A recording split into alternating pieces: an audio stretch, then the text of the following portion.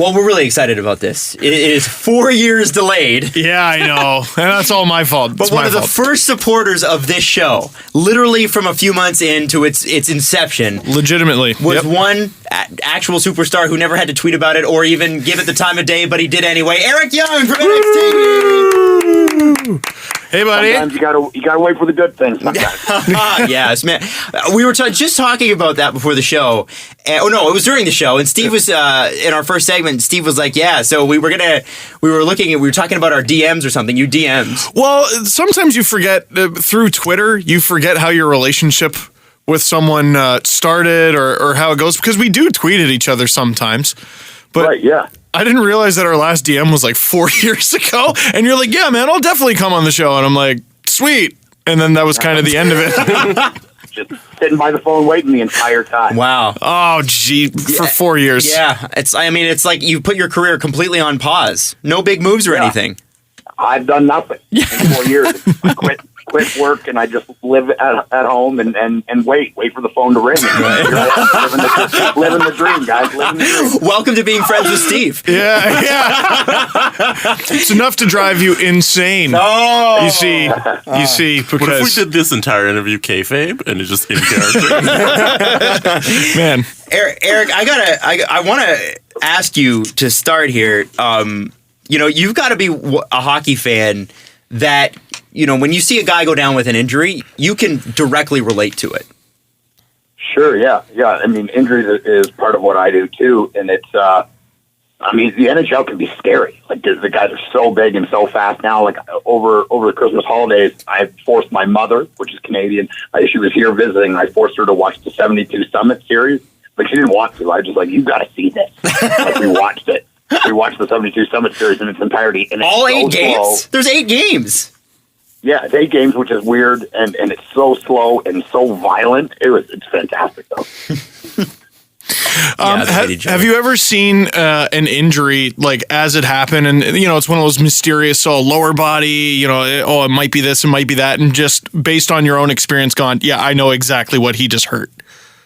One thing for sure is like the big thing in sports right now and in wrestling as well is concussion. Right. It's this huge thing, and I went on Dmitry Filipovic's show, and it didn't take 4 years, but I went on his show right away. We met, and when I went on his deal, he's a good buddy of mine, and he wanted to have like another side of the concussion thing, and I'm definitely on the other side.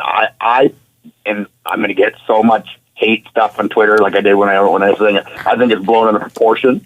Really? I don't think concussions are good for you in any way, but I don't think anyone could prove person to person. It affects everybody differently. And, I did my physical testing for the WWE about a year ago in Pittsburgh, and they want to make sure the machine's not broken and all that stuff if they're investing money in you. And the doctor said, how long have you been wrestling? And I said, well, I've been wrestling, almost 19 years. And he said, how many concussions have you had? And I said, none. And he kind of looked at me this sideways look, and he said, none. I was like, nope, none. None that are documented. I'm sure I've had, 20, 30, 40. I don't know. I've been knocked unconscious several times. I guess if that counts as a concussion, but none that are documented. But, I mean, you can see, like, what's scary to me is when you see guys get a concussion or bang their heads and they get up and they can't skate. Like, that. Yeah. That's terrifying. Right. Yeah, like old Ron Francis, stuff like that. That is a weird thing. Because my best man at my wedding, he kind of opens his speech with like, Steve could have asked anyone to do this, and instead he picked a guy who has had many concussions over his life. And I was like, oh, well, I've never had a concussion. That can't possibly be true. I mean, right. Just based on the way I talk. But, I've smacked my head around a bunch of times, and it's never good. I wonder, Eric, a lot of the time, and because ultimately we still know so little about concussions, and I hope you're ready because the pitchforks are coming for you. My biggest point is we know so little, and people want to pretend like we do. I don't want to make this the concussion thing. No, I'm so far on the other side of it. But I mean, to me, like we know so very little about it, and it's so blown out of proportion. That's my opinion, and I mean I'm not a doctor. I've never played one on TV. I don't know anything about it, but I do believe that it's blown out of proportion. Do you think in a lot of things in the health industry, and obviously you have to really pay attention to what what your body's telling you, what you're eating, what your supplements, every vitamins, everything. There's this tendency in, like, if you pick up a Men's Health magazine to say, well, if you do crunches this way, you will have a 6-pack of abs in 6 weeks. Where for some people, 6-pack abs just is not genetically possible, right? Like, it's just not, unless you starve yourself. That's what I keep telling myself. Yeah, me too. That's why. And I wonder if concussions are somewhat, and maybe you were trying to say this too, I don't want to put words in your mouth, but maybe concussions are kind of the same way. For some people, they really affect. For others, not so much. Not say, again, I'm not a doctor. I don't know. But I don't know. It's obviously, because it is obviously having a negative effect on a few people's lives. And I wonder if it's the types of concussions, if it's the concussive force itself that causes it in the first place. Because, I mean, with yours, I mean, do you guys, if you have a concussion, is there a protocol in wrestling? Yeah. There's definitely with the WWE. It's a publicly traded company. We have the same physical testing and drug testing as the NFL does. Like, the exact same. So it's super strict. Like they'll even, like, if they bang their heads in practice at the performance center, they pull them aside and they rest them, and they've got to go through this kind of long kind of process of, I did the concussion test when I first joined and did the physical testing in Pittsburgh. That's where they do it all. It's serious, and I'm all for everyone's well-being, but I mean, to me, it affects everyone differently. You're back to the thing that you said with abs. Like, I've been working out for 17 years. I work out every day, if not every day, like every other day, and I don't have abs. I mean, like, I'm not going to have them. That's not in the cards for me. That's not how my body's designed. Now, I have other things that, like, I can get really strong, and for someone that's not a huge guy, like, I'm pretty weirdly strong, like short bust strength. I don't even know if that's politically correct. I mean, it's not. It's not. We'll call it Napoleon strength. Small school. What I meant to say is I went to a small school, so the buses were smaller. Oh, okay. All right. Sure. You guys jumping to judgment. We're not. Off the top rope, Eric. Yeah. Well, sorry, keep going. No, and I think it's completely different, case to case. Genetics play a huge, and I'm sure there's the protocols in place, and it will help somebody, and maybe that's a good thing. I don't know, but I also think it's going to hold people back and affect people. Like, for me, like, I want to work. I want to be out there. If I bang my head and I'm having trouble going into the sunlight and remembering things and stuff, I'm going to tell somebody. But if I bang my head and I'm okay, I'm not going to tell anybody. And I'm a bit of a Neanderthal that way, and old school. And I got into wrestling, and wrestlers were tough, and that's what we were supposed to be. So that's how I was brought up in wrestling. And I think a lot of hockey players, like, oh, I'm fine, I'll just play. I think a lot of them want to do that too, which is probably why the protocol's in place. Fair enough. Yeah, I mean, if you're an athlete, you want to compete, and oftentimes you're not going to have your best interest in mind, so you need someone to do it for you, kind of. Yeah. So you were telling me that you had a story about how you found out that we were talking about you a couple episodes ago. What happened? Yeah, it's an awesome story. So I still play hockey. I play in a rec league here in Nashville. When I'm here, I try to play 2 or 3 times a week. I'm a terrible hockey player. I've always been a terrible hockey player, but I love it. And I'm doing it for the exercise. So, like, I'm the, as being Canadian guys and guys that are around it and know the culture, like, I'm the irritating person at open hockey that's playing like it's game 7. Playoffs. Like, I dog every puck. I dump it in the corner. Like, I skate like a lunatic. Oh, you're contract year. I'm contract year. Yeah, definitely.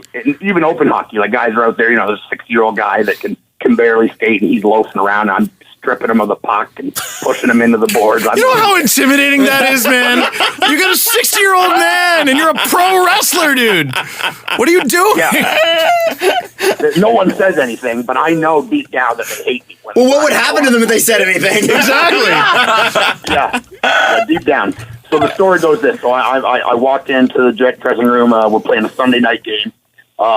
Shout out to my team, Blood, Sweat, and Beers. Pretty sweet jerseys. Amazing. A bunch of guys that grew up around here, which is really interesting. Like, their introduction to hockey was roller hockey, a lot of them. Trevor Patterson, I think he's probably one of the best hockey players I've ever played with. He plays goalie on our team now, which is, he's a freak of science that he can do both. But he was saying, man, they were talking about you on the Steve Dangle podcast. And I was like, oh, man, that's cool that he listens. And I was like, what did they say? And they were talking about how you guys were saying, who's the most famous person. I'd feel sad for you that I'm the most that kind of conversation with you. That's mostly just sad. But he was like, man, I've been in his house. I've been in his house. Like, I've had him over, and, we've had a couple, team get-togethers and NHL 17 tournament, which I dominated. But, yeah, it was definitely my two worlds colliding, and I wanted to share that story. It was like a big deal for him that he heard my name, and he knew who you guys were talking about, and he had been at my house. So, wow, it's just so cool that I'm inevitably going to smoke you in NHL 17. It's just so cool that that's going to happen now. I want you to know that I'm basically unemployed, and I play every day. Crap, I'm playing against a jacked 12-year-old. This is my worst nightmare. Yeah, a jacked 12-year-old that doesn't go to school. Damn, Damn. He doesn't have 6 hours of school. Every day is a sick day. Oh my God. Every day. I play almost every game of GM mode, and I'm on season 2021 right now. Wow. What? Okay. Wow. Yeah, he probably plays 20-minute periods too. Nathan Horton's contract's expired. Yeah. Barely. No, he's still there. I don't play him. Oh, okay. Poor Nathan Horton. Hey, I got a question. Are you a Preds fan or are you a Leafs fan? Okay. And I know, this is also frowned upon. This is a very long answer, Eric. But I'm both. So I live in Nashville. I moved here. I've done a bunch of charity stuff and functions with the team. I'm good friends with a bunch of the players. I'm really good friends with Mike Fisher. Scotty Upshaw is a good buddy of mine. He's the head of player development. They had me in to speak at the development camp. It's it was crazy. Seth Jones and Philip Forsberg and those guys are sitting there, and I'm telling them work hard and do it, and I'm it was crazy. But it was, as a Canadian kid, a very cool moment for me. I stood on the ice, Game 5 of the Stanley Cup playoffs 2 years ago, and led the crowd in the singing of the national anthem. So the Preds is definitely my team of choice. But I was born a Leafs fan. I've been a Leafs fan since I was 3 years old. I'm still a Leafs fan. But right now, it's that weird thing where I was married to this girl, and she was not very good looking, and then me and her got divorced, and then I moved away and started dating this other girl. And now that girl, did her hair and got fake boobs and did all this amazing stuff. So it's a weird time for me. Tonight it's going to be it's the most weird tonight. Well, yeah. I'm not here. Who do you cheer for tonight? So the last time I went to the game that they played last year, and I wore my Preds jersey and a Toronto hat. Okay. So and that to me it's foul, but you got to know the history. Well, that's fair. And his seat was on a fence for that game. Yeah. How dare you? Was it you, Steve, that you went to? I want to say you went to a San Francisco game or something. And you had I live in Nashville. I got to deal with all kinds of weird hockey fandom stuff. But you'll go to the game, the game tonight. It's Toronto playing Nashville in Nashville, and there will be, without a single doubt, there will be a Minnesota jersey. Yeah, of course. Yeah, that's Steve. You told the story. The Flyers aren't even playing. Yeah. And I don't know if they are tonight. I don't know the schedule offhand, but it's so weird, and it makes me irrationally upset. I just want to grab that person and shake them and be they're not playing here tonight.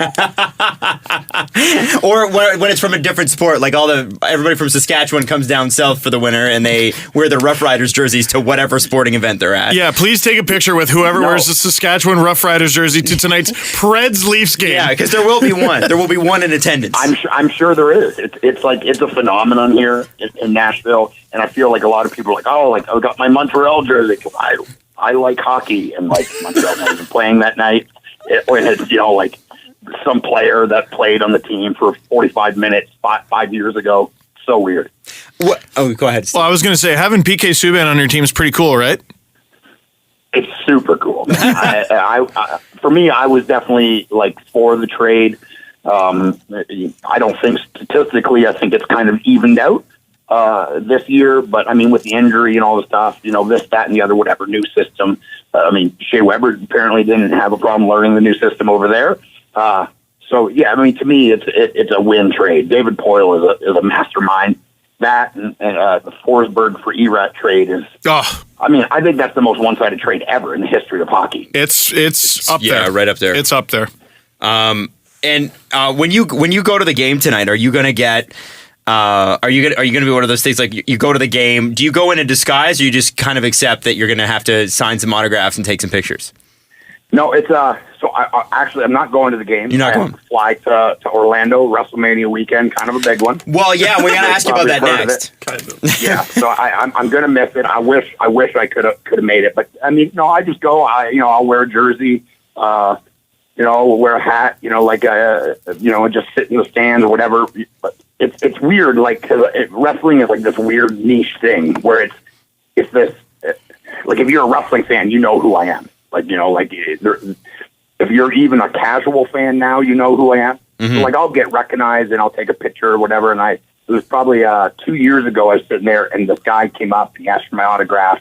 And this young couple turned around and said, "Hey, my friend thinks that you're, oh my God, what's his name? The guy, the country singer, Sawyer. God, why I can't remember his name.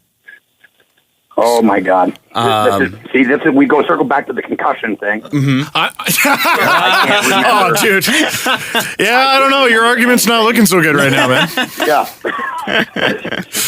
I was driving around today in my truck, and I don't know. I can't remember his name. Anyway, he's a very famous country singer. And they're like, they say that that's who you are, and I said, no, I assure you. And I'm up in like the 300 section, and I said, I assure you, I'm not him. And they said, well, why were those people getting your autograph? Like, why are you pretending that you're not this guy? So I got into this huge argument with this like young couple in front of me about me not being a famous country singer. I was like, if I was truly a famous country singer, do you think I'm in the 300 section? Yeah, no. I'm sitting on the glass and I'm drunk as a maggot, going for it. Just out of it. Actually, a buddy of mine who is also named Adam, not this Adam, he was on a first date and it didn't end very well because it was going great. It was on a Friday night and it was great. The next night was my birthday party. And she just goes, "What are you doing tomorrow night?" And then there was a TV behind her and I came on the TV. And he's like, "Oh, I'm going to his house." And she looks behind her and just goes, "You could have just said you were busy. Like you could have just said you didn't want to hang out with me." And he's like, "No, really, I'm going to." So the next night he's like sending her pictures like, "Look, I'm here." So what I'm trying to say is I'm Eric Young famous. That's basically what I'm getting at. That's why I'm saying it's sad that I'm the most famous person you know if we're the both at the same level. Well, I couldn't say me. Right. You can't say you know yourself. Although I do. Eric, sometimes. Right. Eric, WrestleMania weekend, and you're going. Yeah. I mean, that has to be pretty cool, right? And I mean, like you're a part of it. You're not just going. Like anybody can get a ticket, but yeah, it's like this weird, like full circle thing for me. I've been wrestling since I was 17. I'm 37 now. I've been employed, like I've been on TV for over 13 years. But this is my first WrestleMania where like I'm going like Saturday night, Amway, where the Orlando Magic play. I think I heard the other day they had over 16,000 tickets sold to that. WrestleMania will be well over 100,000, and like I'll be there. I don't have to pay, and it's crazy, man. It's a big deal to me. Yeah, it's a huge deal. I can tell you still have humble roots because the coolest thing about that is you don't have to pay. Yeah. I was at WrestleMania 3. I was at the Silverdome, and I was so high up I couldn't tell who anyone was. I had to like listen for what theme music was playing, and then I was WrestleMania 20. The Silverdome, WrestleMania 18, and Hogan and Rock, and that was amazing. I was there. I was there for that one. Yeah. So that was, it's crazy. So this is my first one where like I'm employed by the company, and I'm not trying to jinx it, but I'm hoping by this time next year we're having maybe this same conversation, and I'm on the main card. So that's I gotta ask. Not my design, but that would be crazy. It would. It'd be amazing. Now, you mentioned that there's like almost like the NFL does the combine. There is in Pittsburgh, there is I guess the physical testing to get in and to be signed by the organization. And obviously, as we mentioned earlier, you're with NXT, and the point is to get to the next level. So tell me what that's like. What is it like showing up at that? And there is, you're basically trying out for the WWE. Yeah, for me, it's what I grew up on. It's where I've always kind of wanted to be, and my career took a different path. And to be honest, I wouldn't trade any of it. I've being with TNA and being there when it was like this fledgling company, and it grew into this big thing and was worldwide, and we're touring all over. Then it started shrinking and downsizing and this, that, and the other. And I was there the entire time. Like, I seen it in all of its life forms. And then at 37, coming over and starting the adventure all over again, it's surreal. Like the physical testing in Philadelphia is just medical based. Like, they're checking that I don't have like a broken neck or, whatever, that kind of stuff. But I know it's the Performance Center is like Shangri-La. Like, it's this amazing place where, I trained above this convenience store in Cambridge, Ontario, and the ring was on the floor, and it smelled, and it was dirty, and the rubber mat, because it was easier to clean, and it was a completely different experience than being at the Performance Center. There's 12 rings, and they just hired the professional strength and conditioning coach from the Houston Texans. Like, it's a massive building. Like, the machine it's a beautiful thing to sit back and watch and be part of. It's an amazing machine. Give me a second. We gotta end our radio portion of the show, but on the download section at sportsnet.ca, you'll be able to hear the rest of the interview with Eric. We got so many questions about your road. Like, how do you become a professional wrestler? It's crazy. So we'll talk about that. We'll talk about some Leaf stuff. Sportsnet.ca. The show is brought to you by Panago Pizza. It's what's on the inside that counts, and we'll continue with Eric Young next. Okay, so you talked about that facility. That must have been amazing. Is there everybody talks about their moment in hockey when they got that phone call from their NHL team, right? Is that sort of how it happened for you? Like, how did it happen for you with the WWE? Yeah, I mean, it's different that way, where I was under contract with TNA, so I had a good feeling that the WWE was looking for new talent and that they would be interested in me, but I don't get the chance to talk to them, and I'm under contract exclusively with TNA, so I have to end that contract, become a free agent, and then see what happens. And like, within a week, like, they had reached out to me and heard that I was available. I flew down and had a meeting with Hunter Helmsley, which is crazy. It's like, this guy that I idolize and I've watched my entire life, and Triple H, man. Performance Center, just kind of shooting the breeze with them and telling them what I think, and he's telling me my thing. And my very first match, I worked Samoa Joe for the NXT World Championship, and that was kind of like this, like, crazy, like, no one knew I was there, and I came out, and the place went absolutely bonkers. Like, there's stuff on YouTube, you can see it. Like, you can barely even hear the commentators, and it's I don't view myself in that vein, but when I see that back, it just gives me like the craziest goosebumps. It's kind of like, like my hard work kind of paid off, and I've been plugging away at it for so long, and people recognized me, and it was a big deal that I was there. So it was a very rewarding experience, and I signed my contract, and things are going good, man. But every day it's just like surreal thing, like I'd be there, like, walking around backstage. I was at, the Royal Rumble in San Antonio, and Arn Anderson knows who I am, and I just wrote an article for ESPN and put it up about kind of this weird full circle thing that I've had going on with Shawn Michaels. He's like a guy that I've idolized in wrestling the most, and talked about that and how he was in San Antonio and how he's kind of helped me out a bunch along the way. But yeah, there's been so many, man, like so many, like crazy, like I can't believe them. I'm from a tiny town in Ontario, with a population of like 70 people. Florence, Ontario, which is down by Chatham, Ontario, farm community, nothing. Like, I don't know. I'm sure there was people where the odds were more stacked against them than me, but like, I literally started from nothing. I'm not a pro athlete. I don't have a name. I built my wrestling career from nothing. So it's amazing. I mean, I'm talking to you guys on this cool hockey podcast that I listen to every week, and none of that is possible without wrestling. Well, or we're talking to you, I think is more like it. I mean, really. No, but it's true for me. It's like I get to live this.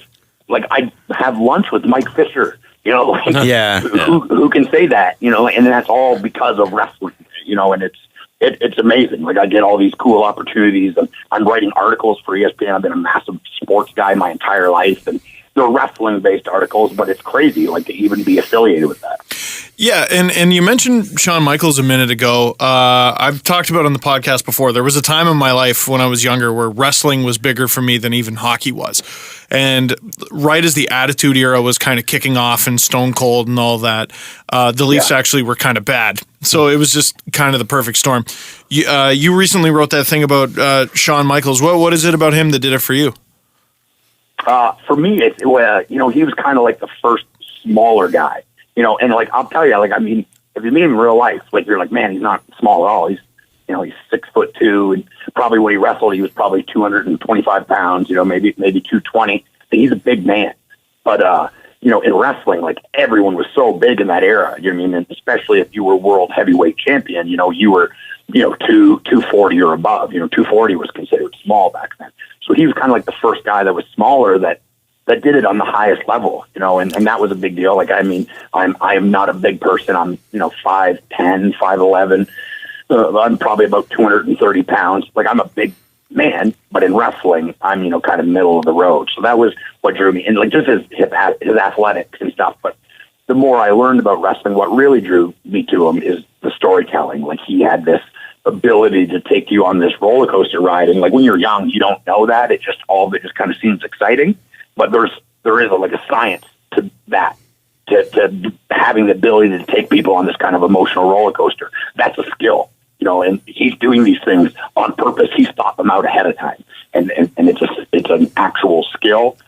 And it's something that I pride myself on too. So he's affected me more than any wrestler in the history of the business, for sure. That is a huge part of it, because you see this huge guy walk into the ring, and maybe he's new, and you get all excited, and then the second he picks up a microphone, you're like, oh, I don't care. Yeah, I don't care at all. You never didn't care with Shawn Michaels.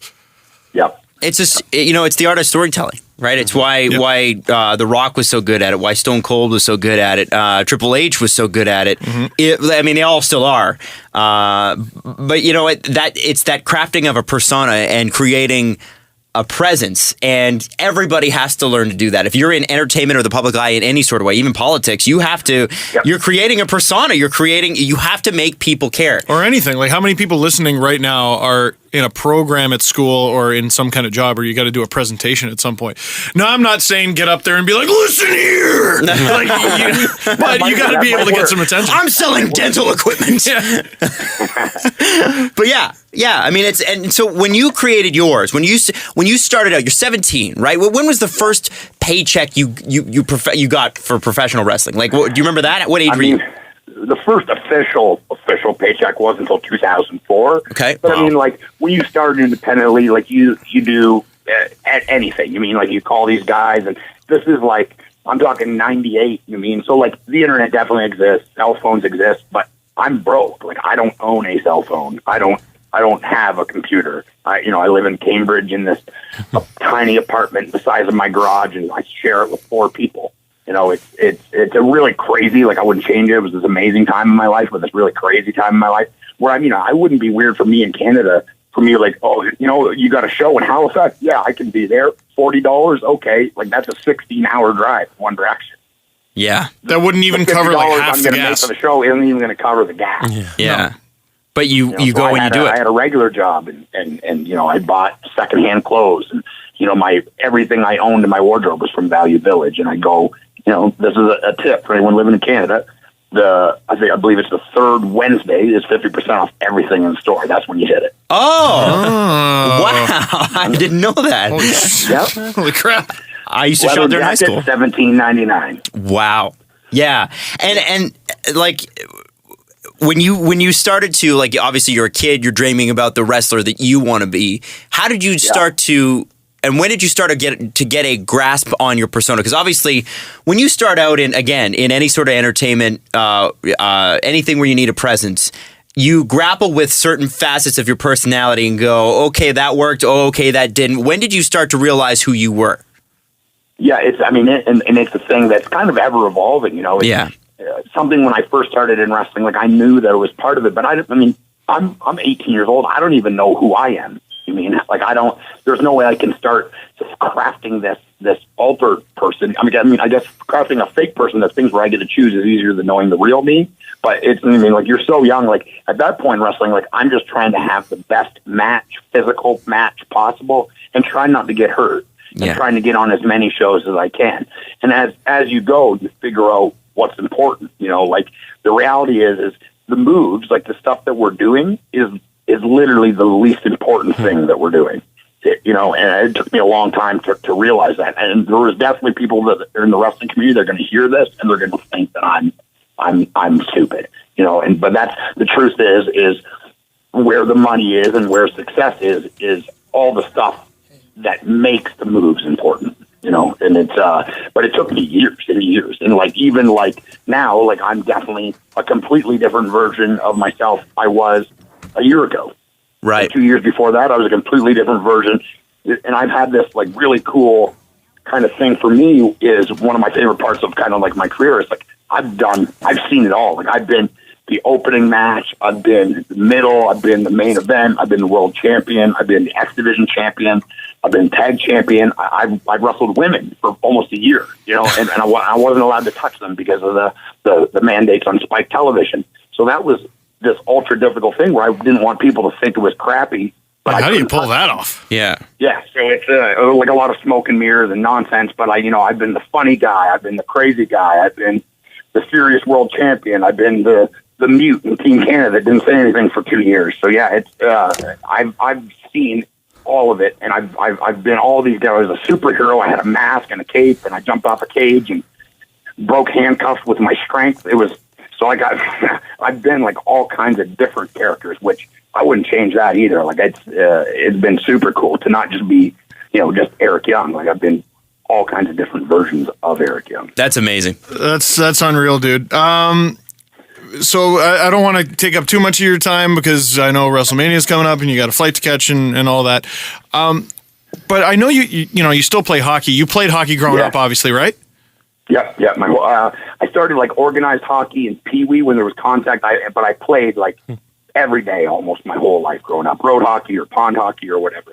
Did you have a brush in, or like, did you ever play with or against anybody who ended up making it pro? So I lived in a small town, Florence, Ontario. Yep. There was a guy there. His name was Nate Sewell. Huge guy. He's probably 6'4", 300 pounds, could skate like the wind.